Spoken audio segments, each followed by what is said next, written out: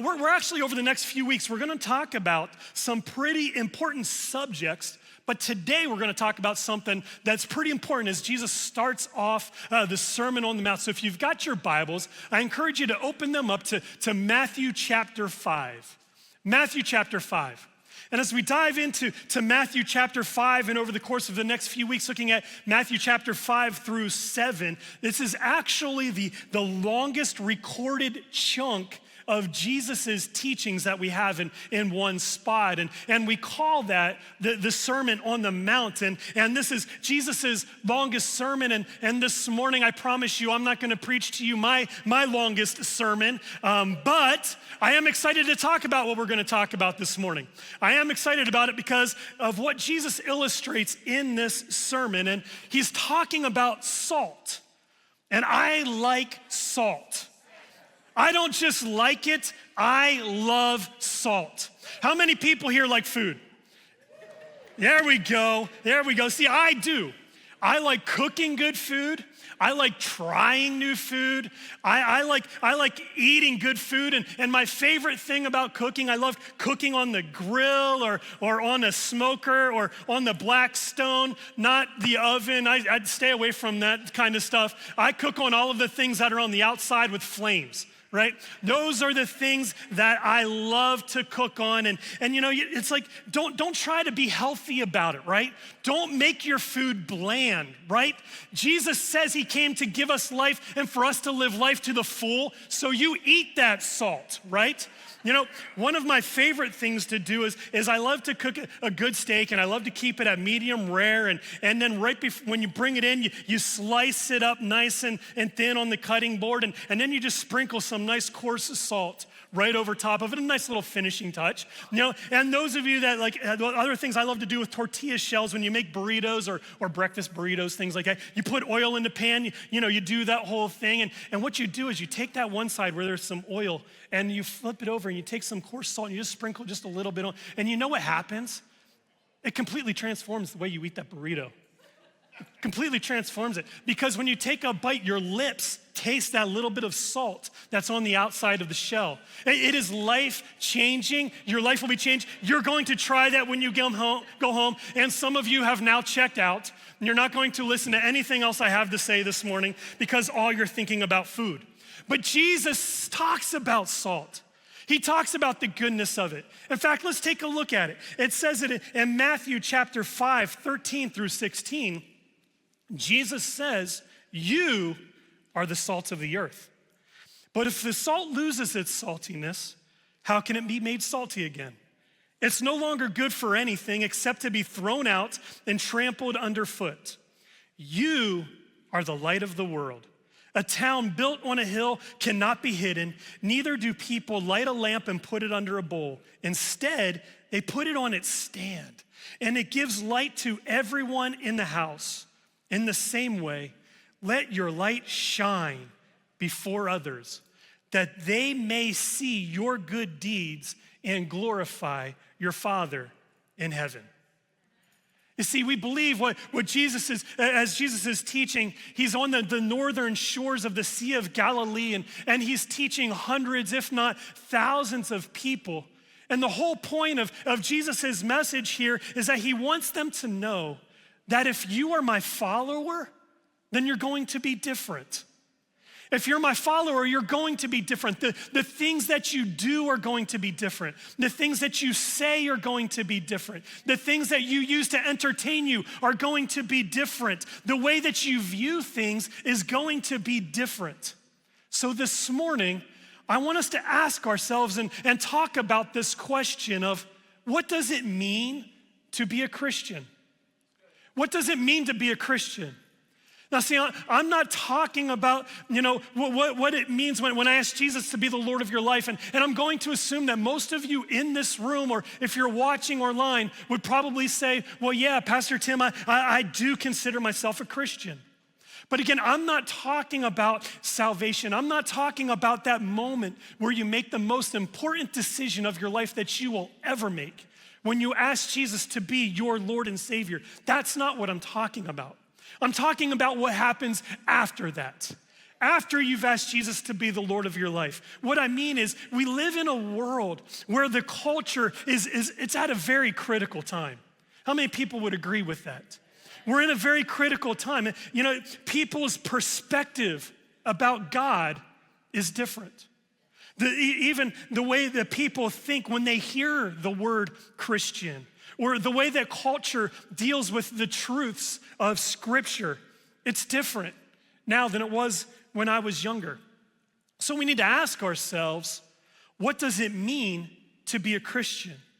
You see, the Bible teaches us that Christians are to be different from the world around them. And so what Jesus does is Jesus uses illustrations. He uses little object lessons, if you will, to help people understand what he's saying. So this morning, let's take a look at those. And if you've ever been wondering, what is my purpose? What am I supposed to do? What is God's will for my life?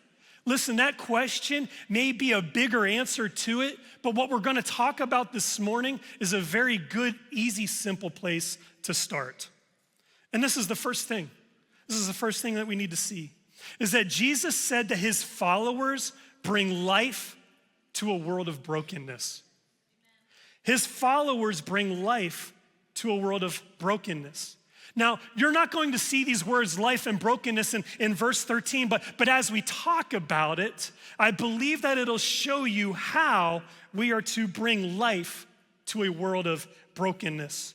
You see, Matthew 5:13, it says that you are the salt of the earth. You're the salt of the earth. Salt is that the substance that for us, it's maybe sometimes we can take it for granted.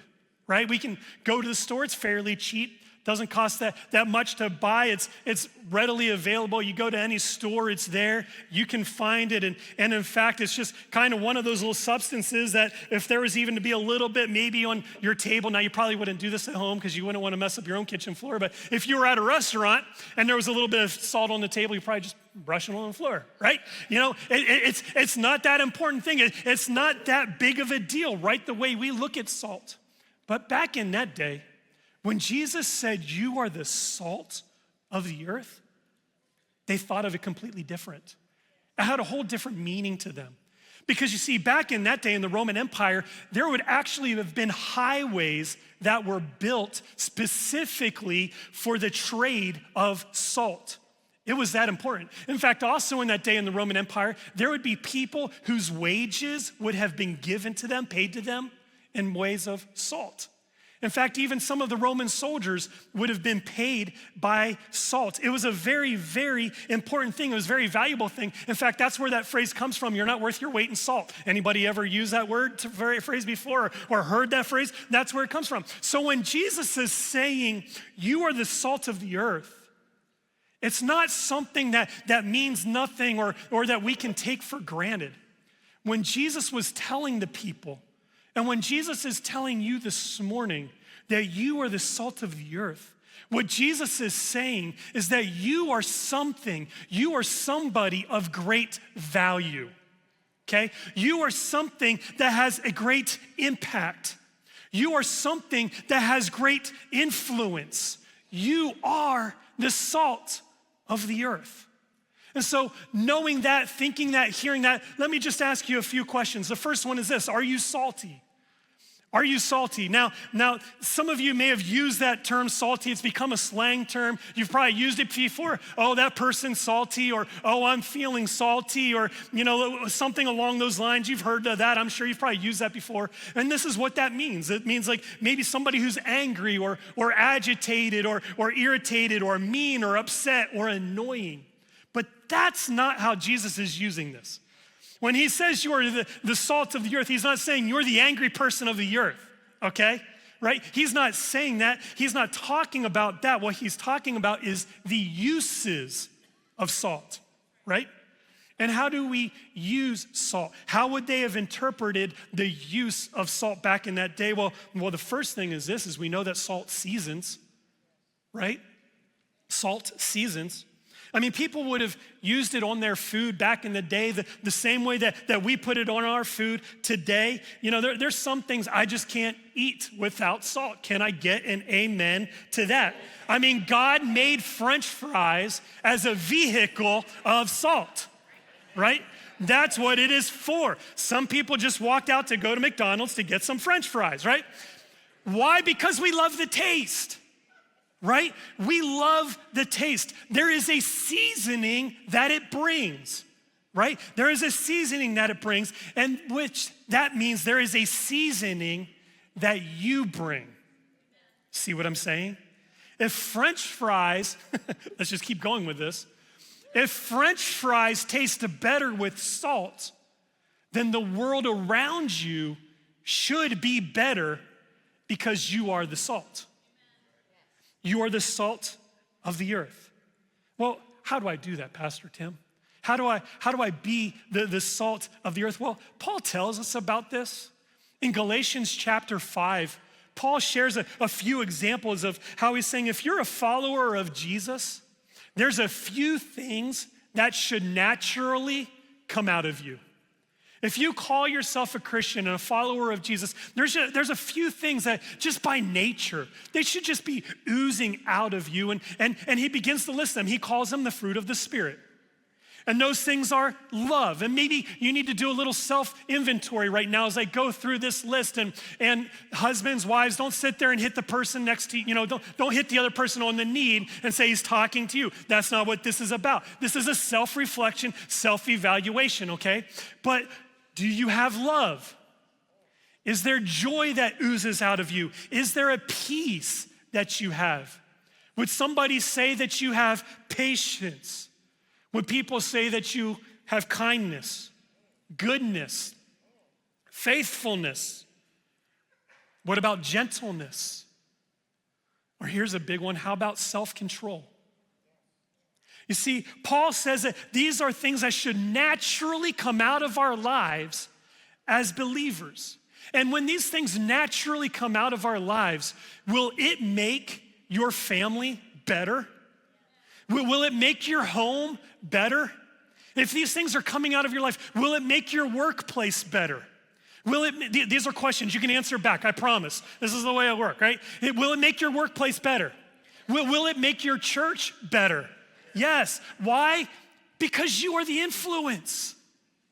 You are the influence. You're not to be passive. You're not to be somebody who's unrecognizable. Your life should make a difference. Your life should make a difference. But then let's take it one step further. You see, if salt seasons, then what else does salt do? You see, back in that day, one of the primary uses of salt was it was used as a preservative. See, the other thing that salt does is salt preserves. See, back then, back in Jesus' day, they didn't have Whirlpool or, different other, refrigerators, in their huts or houses that they would have lived in, anything like that hooked up. And so what they would have done is they would have taken their meat or their fish if they wanted it to last longer, and they would have rubbed salt into it, which would have caused it to cure. One of the interesting things, back during the Civil War, the northern armies, what they would actually do is they would actually send armies down into the South. And one of the first things that they would try to do is take out where they were distributing and manufacturing salt, because they knew that if they could take out the salt, then they wouldn't be able to feed their armies adequately, and they wouldn't be able to fight very well. And how many people know you can't fight very well without bacon? And so the northern armies would do those different kind of things. You see, salt is very critical, right? Salt is critical. It's very powerful. And Jesus said that you are the salt of the earth. And Jesus said that in a world that is slowly decaying, you, church, are the preservative. You are called to be the preservative. In a world full of brokenness, think about it just for a moment. Think about the people that are in your orbit, right? The people that you interact with, at work, at school, in your family, in your neighborhood. It probably isn't going to take you very long for you to think about people that are broken. In a world that's broken, in a world where there is pain, in a world where there is hurt, in a world where there is decay, you, salt of the earth, have been called to be a preservative. You have been called to be someone who brings life to brokenness. Now, some of you may have hit pause on the Christianity train, or maybe you've put it into cruise control, and then maybe you've just made, church kind of like maybe it's just a Sunday thing, or Christianity where it's just a Sunday thing, and it's easy for you to just check out and forget that we are supposed to be different than the world around us. Let's not hit pause. Let's not cruise through this life. Church, friends, we're made to be different. We are called to be different. Think about this. Just like salt, okay, is placed in between the layers of the meat and fish, and it's embedded into those things in order to bring a cure. You are embedded into your culture. Think about that for a moment. You're embedded into your culture. And so in this place, in this time, in this little slice of history that you are living in, it is not a mistake. It is not a mistake. He has placed you here. He has placed you here now. He's placed you in the community that you are in so that you would be embedded into preserving the ways, into preserving the teachings of Jesus Christ. That's what we're called to do. You see, you have a decision to make. You're either gonna do it or you're not gonna do it. There's no in-betweens.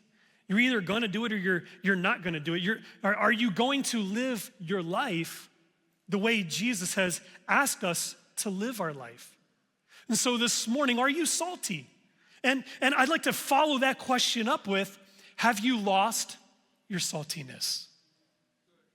Have you lost your saltiness? You see, in that day, salt would have been harvested out of the Dead Sea, and it's actually a very fascinating place. I've never been there, heard people talk about it, see pictures of it online, all of those different kind of things, but the salt content in the water is actually over 30%. I mean, when you get in, you can actually float. Like this person, they're actually floating in the Dead Sea because there's that much salt to it. And what they would do is when they would be harvesting that salt, as it's evaporating out of the water, there would be certain pockets where they would be getting it. There would be certain pockets where they would be harvesting the salts that sometimes they wouldn't get salt. Sometimes they wouldn't just get salt. Sometimes they would also get gypsum. Now, how many people know what gypsum is? See, gypsum is what you use to make drywall, right? It's very dry. It's very chalky. It's very terrible if you were to try to chew it. Don't believe me? Go to Home Depot and stand in the drywall section, take a few bites. You might go viral with the way you look doing those things, but it's a very dry substance. But the truth is, at some point, we get dried out, right? At some point, maybe you and I can experience some dryness in our lives, and maybe we don't just have salt, but maybe there's also some chalk, some of that gypsum, some of that dryness that comes with it. And when that happens, what value is there to it? You're not gonna take that and dump that on your French fries. I'm still on French fries, I don't know why. You're not gonna put that on your French fries, right? It's gonna be terrible. It would have lost its value. Why? Because it wasn't pure anymore. It wasn't pure. You know what Jesus says about that? About salt that's like that? He finishes it up in verse 13. He says, if the salt loses its saltiness, it is no longer good for anything except to be thrown out and trampled underfoot. You see, impure salt loses its saltiness. You see, because it has no value, because of its impurity. And so when Jesus raises the question, have you lost your saltiness? How does that happen? How can you or I lose that saltiness? How can that begin to happen? Well, it can happen when I begin to allow things to come into my life that has a sense of impurity, right? That they have an effect on me in a negative way. And when those things take root, when those things take hold, what begins to happen is it begins to affect me and wreak life of destruction in my life and in other people's lives around me. Listen, the truth is, the more that we as Christians allow ourselves to take on impure elements in our lives, the more we lose our ability to bring life to the world around us. Think about that for a moment. The more impurity that you allow to come into your life, the less life that you're able to bring to your kids. The more impurity, parents, that you allow into your life, the less life you're able to share to your children. The less life that you're able to bring into your home. The more impurity you allow into your life, the less life that you're able to give back into your friends, into your family, into your workplace, into the world around you. So maybe some of us need to take a step back. Maybe we just need to take a step back and we need to ask, what are we putting in our lives that's causing me to limit my ability to be the salt of the earth? Sometimes we do it to ourselves. I mean, it can be as simple as easy little things like maybe pressing snooze too many times before my quiet time, or maybe it's skipping out of church one too many times to do other things. It can lead into those things. What are some easy other ways to know that maybe I'm losing my saltiness? Maybe you're excelling at work. You're accomplishing great things. You're doing great things, but you're leaving your family behind. Maybe you find yourself cutting corners, or maybe you have a lot of priorities in your life, but God just really isn't one of them. You see, those are the things, church. Be careful. Because those are the things, because of when impurity comes in, it takes away your value. It takes away your value. And when salt is overpowered by the presence of other things, it loses its ability to be an influence. So Jesus so he's talking about being the salt of the earth, but then he takes it another step farther. And in verse 14, in Matthew 5, 14 through 16, it says this. He says that you are the light of the world. He says, a town built on a hill cannot be hidden. Neither do people light a lamp and put it under a bowl. Instead, they put it on its stand, and it gives light to everyone in the house. In the same way, let your light shine before others, that they may see your good deeds and glorify your Father in heaven. See, the second thing that I want you to see about our purpose as Christians is that Jesus said his followers bring light to a world in darkness. His followers bring light to a world in darkness. You see, people, as they sat there and they were listening there on those northern shores, right across the Sea of Galilee, they would have seen this town called Hippus, where as it sat there, you can see it during the day, but at night, that town, what happens is everybody in that town begins to light their lamps, begins to light the torches in the town, and you can't help but see that city sitting up there. Why? Because you can't hide it. It's up on a hill. It can't be hidden. Everybody's going to see it. So, another question for you this morning is, are you hiding your light? Are you hiding your light? You see, sometimes when we might think of a lamp, we might think of, something that we, turn the switch on, flip the switch, and boom, there it is. Maybe clap our hands and, it comes on, off, whatever. Now you've got smart devices where you can, tell your smart device to turn your lights on. But that's not what they would have had back in those days. They didn't have any cool things like that. They would have had a little clay pot, something like this, A little clay lamp, similar to this, just has a couple of little holes in it, and there would be a little wick that sticks out of it that just comes right out of the front. And then when Jesus is talking about it, this is what he's referring to.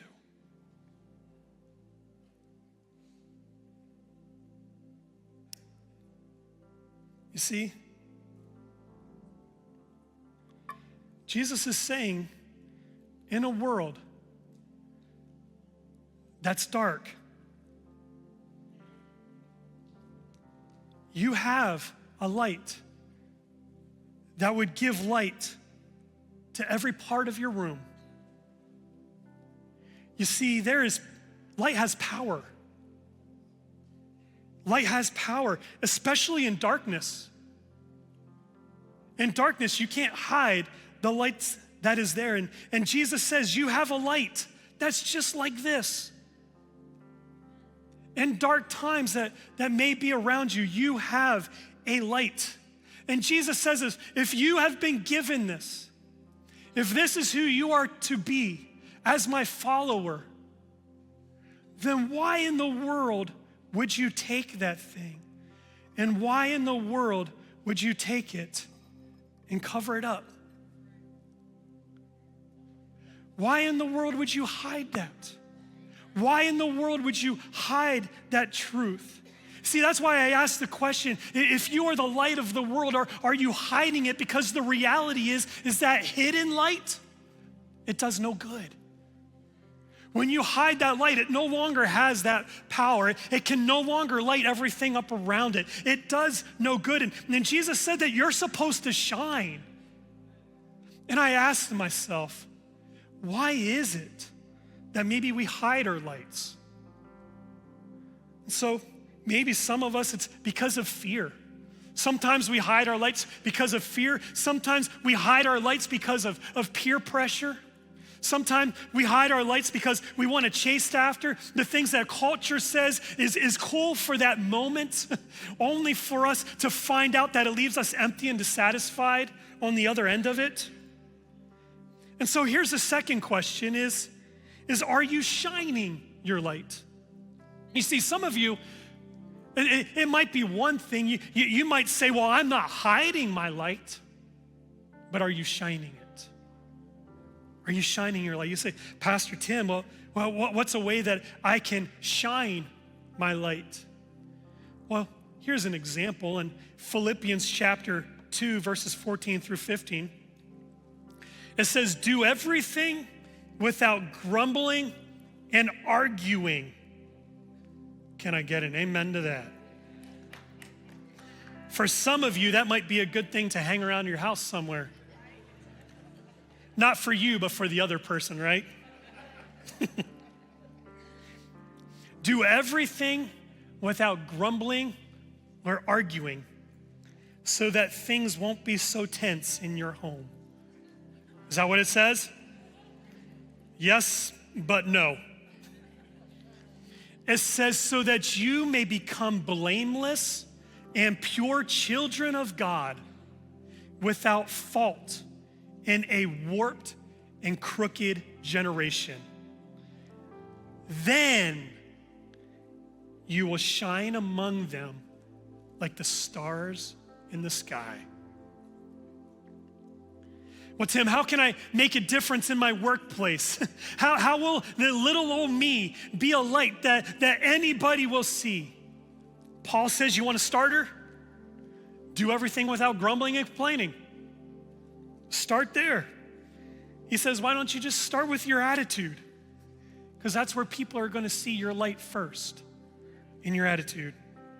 So ultimately, the question that I think that we need to be asking ourselves is this, is are we influencing the world, or are we being influenced by the world? Am I able to be salt and light in the world in which I live? Or have I let the world in which I live cause me to lose my saltiness and hide my light? You see, Jesus is saying, as the salt of the earth, everywhere you go, you're going to be bringing a taste of heaven with you. Where people taste bitterness, you bring forgiveness. Where people taste sourness, you bring kindness. And you don't have to look far. You don't have to look far for that. Who are the people in your life right now, in your neighborhood, in your community, that you can be reaching out to today? I mean, some of you, their names are right there in your phone. All you gotta do is pull out your phone and you can see the list of people. Some of them are listed in your friends, on your Facebook, or on your Instagram. They're right there. But church, you are called. You are not just called, but you are created to be the salt to people in your life right here, right now, today. God placed you exactly where you are so that he can pour you out. You see, and the last thing is Jesus says, you're the salt of the earth, you're a light on the hill, but then he goes down into the next section where he's talking about people that do it right and do it wrong. And the last thing that he's teaching us today is that we need to be teaching what we're living. So are you teaching what you're living? You see, Matthew 5:19 says, therefore anyone who sets aside one of the least of these commands and teaches others accordingly will be called least in the kingdom of heaven. But whoever practices and teaches these commands, the things I'm telling you, the things I'm asking you to do, if you teach these things, you will be called great in the kingdom of heaven. So you see, Jesus not only says that we are to be the salt and the light, to be kind, to be loving, to be a light on the hill, but when people ask us why we're different, we need to teach them about the person who changed our life. But he's saying, don't water down the message though. Don't water it down, because those who water down God's commands, you're diminishing that spiritual impact that it can have.